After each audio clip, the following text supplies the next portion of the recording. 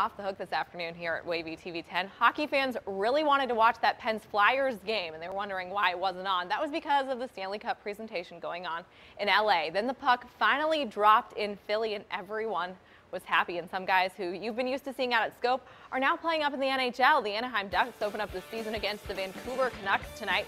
Peter Holland has joined the big club, and Kyle Palmieri will play up this season. So will Devontae Smith-Pelly. Jordan Hendry, who won a cup with the Blackhawks, also is playing up with the Ducks. And Sammy Vetanen is on the IR, but he is on the final roster, and so is goalie Frederik Andersen.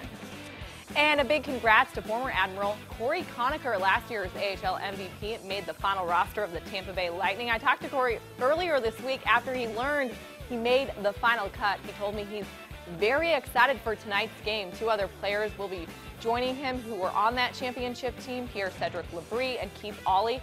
They all will play against the Washington Caps tonight as they host in that game.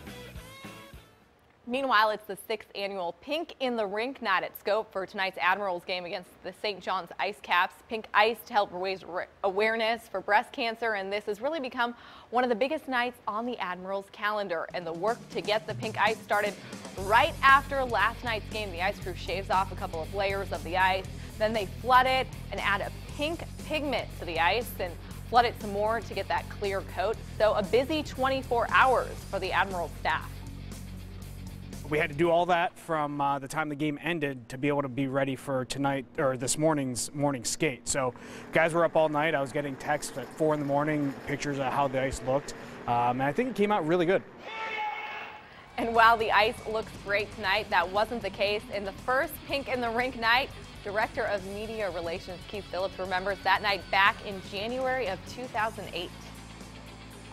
Well, our very first Pink in the Rink was in January of 2008, and so that was our first shot at getting it right, and it was very difficult. We actually only used a quarter of the pigment that was prescribed to use, and as your viewers are probably seeing right now, that was some awfully fuchsia ice, but over the years we've gotten it much better. This year's ice is probably the best we've had yet.